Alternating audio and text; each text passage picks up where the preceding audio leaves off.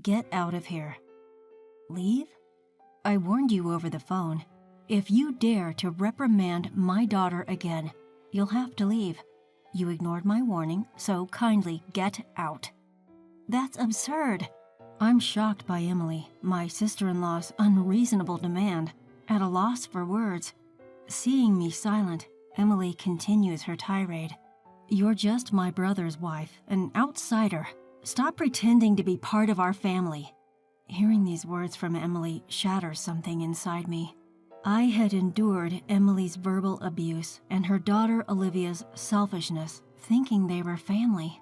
But now all the things I did with their interests at heart have been entirely negated. I have no reason to respect Emily and Olivia anymore. All right, I'll leave. I reply calmly and start packing. Emily and her daughter Olivia laugh heartily at my situation, but they won't be laughing for long. I think this as I gather my belongings. My name is Chloe. I live with my husband Ethan and his parents. Ethan had requested from the time he proposed that we live with his parents once we were married. At first I hesitated, but when I met Ethan's parents, I realized they were decent folks who respected boundaries. Convinced that life with them would be manageable, I accepted Ethan's proposal. Once we moved in together, my mother-in-law took over all the housework while I worked outside. In turn, I took over the chores when I was at home. We divided the work in the house and everything went smoothly. However, the visits from Ethan's sister Emily were always distressing. Emily has a daughter, Olivia. They frequently visited us, and each time, Emily would take jabs at me relentlessly.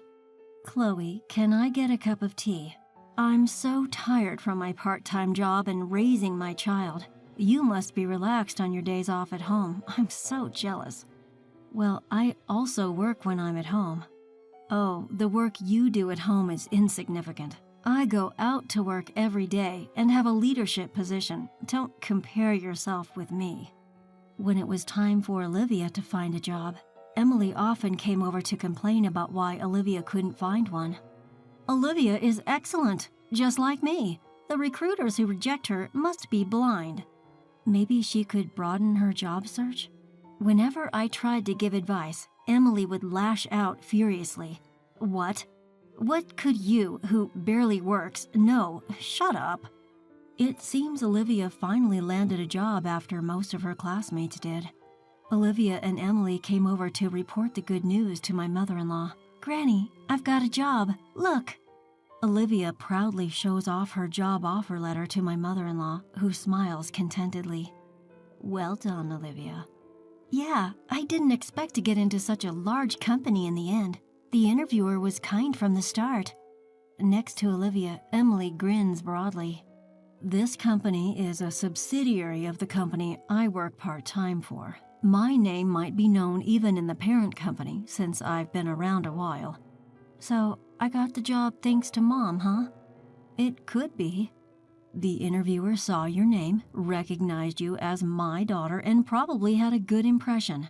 Come April, Olivia was to attend a month-long training program for new employees. The training location was only a few minutes away from the home where my in-laws and I lived. Emily, knowing this, called my mother-in-law. Mom, I want Olivia to commute from your house during her training. The training place is over an hour away from our home. We have a spare room and I don't mind at all. Let me just check with Chloe. Do you need to ask Chloe? Well, but that's your house, right? Chloe is just living there. She won't complain. Thanks to Emily's insistence, I only found out that Olivia would be living with us for a month after everything had been decided. I was a bit puzzled, but there was no reason to oppose Olivia living there. I warmly welcomed Olivia, and our shared life began. Once the training began, Olivia was late 1 out of every 3 days, despite the training location being just a stone's throw away. It seemed that her habit of waking up at a fixed time every morning had completely disappeared due to her relaxed student life. Grandma, why didn't you wake me up? I called you many times. If I don't make it in time, calling me doesn't mean anything. Forget it. I'm taking the morning off today. Please call the company and tell them I'm taking half a day off due to poor health. Olivia, you're an adult now. You should be doing such things yourself. If I say I'm too sick to even make a phone call, it'll be more believable. Just do as I say. Taking advantage of my mother-in-law's soft spot for her granddaughter, Olivia had become completely spoiled. Even when she came home from training, Olivia wouldn't do anything for herself. Grandma, I'm tired. Is dinner ready? Welcome back, Olivia. I'm about to make it. What? You're just starting now? Why didn't you have it ready by the time I got home? I'm tired and I want to eat right away. You're so thoughtless. I'm sorry. I'll have it ready soon. Seeing my mother-in-law being pushed around by Olivia, who was probably tired from her first job, I couldn't stand it, and I spoke up. Listen, Olivia, having a warm meal waiting for you when you come home isn't something to be taken for granted. Why don't you show some appreciation to Grandma? Why do I have to listen to you, Chloe? You're not even family. Stay out of it. Not family? I married Ethan, so I am part of your family, Olivia. Family? Mom said, Chloe is my brother's wife, so she's an outsider.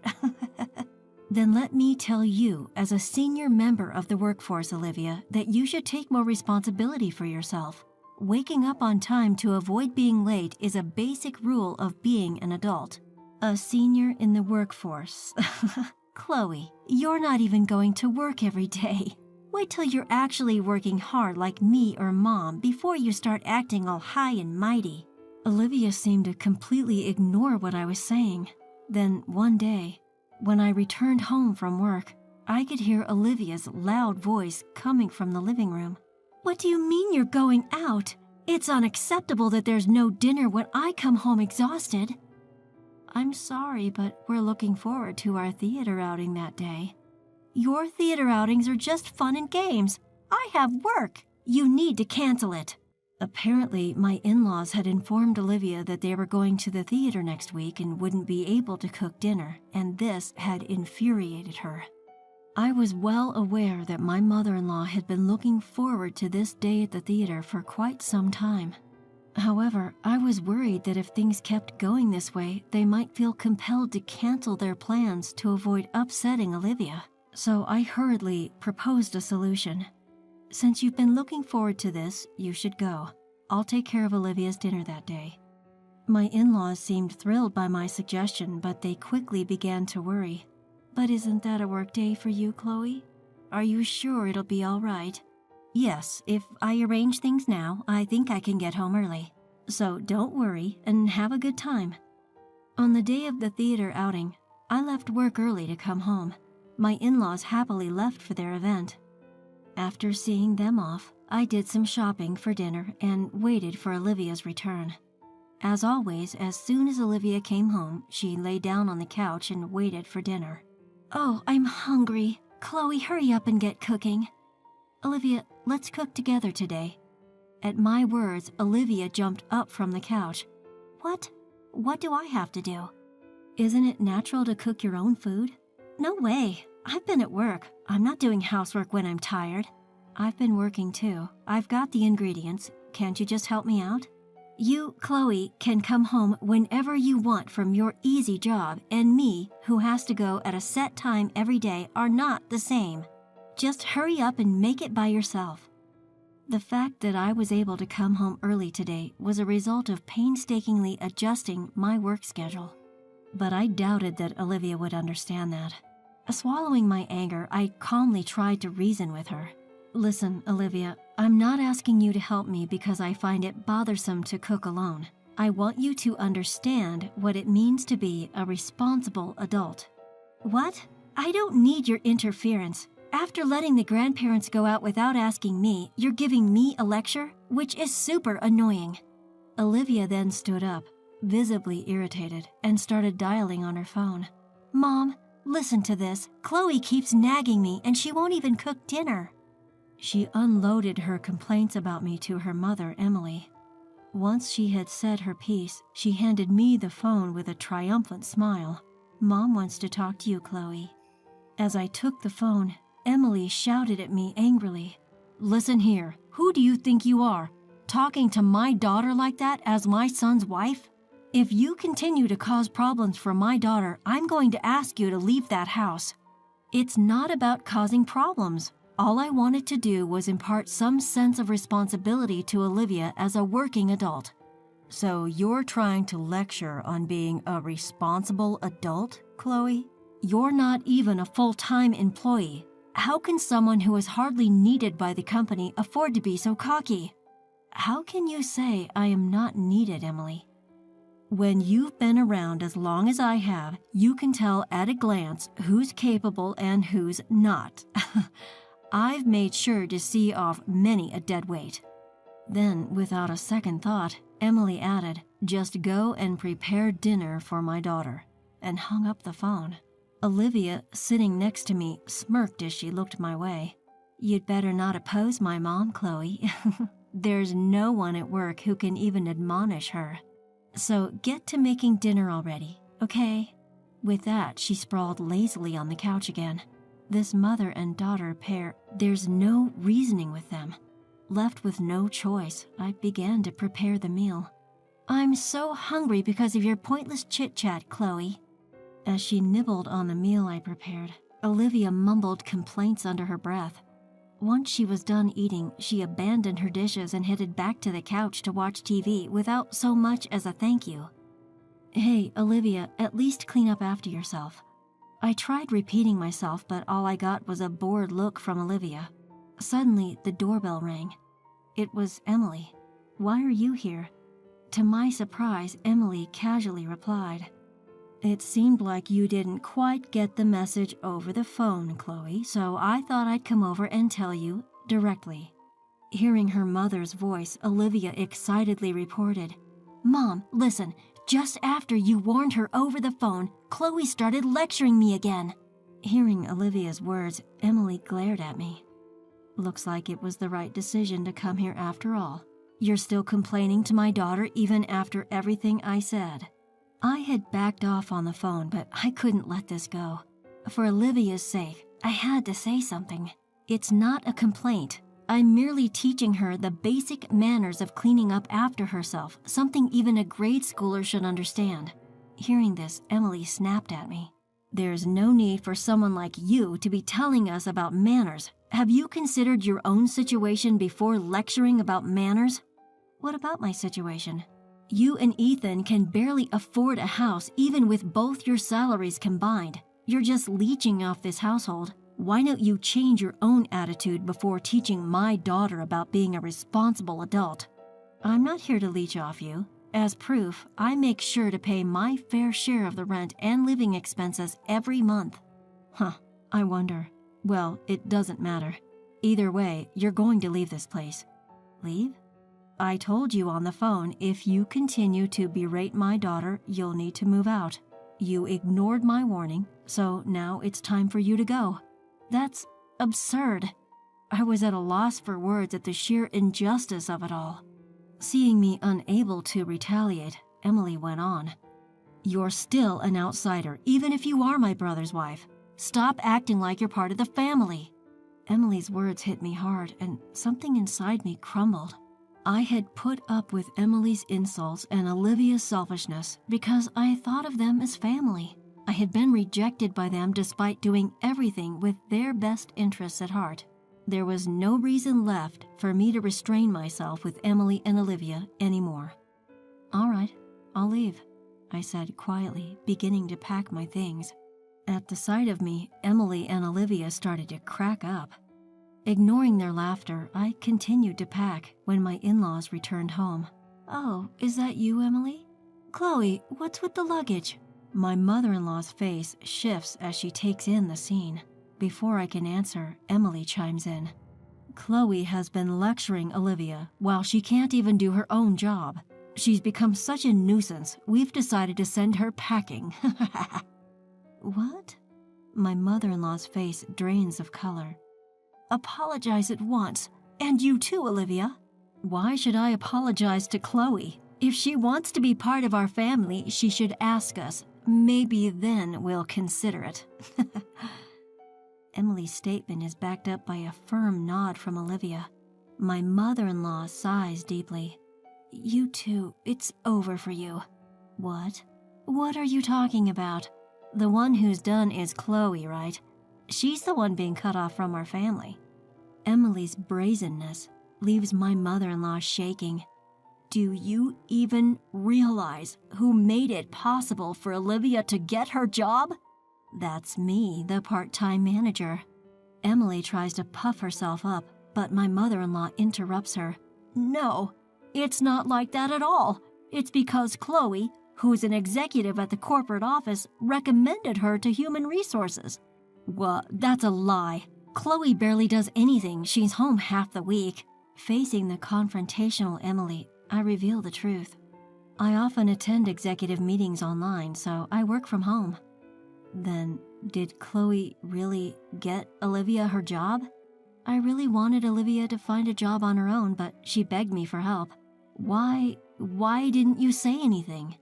I wanted Olivia to start at the same place as everyone else, to work without any advantages. It was better for her not to know that I was an executive at her company. So, did Mom and Dad know this from the beginning? I had asked your parents and Ethan to keep my position a secret.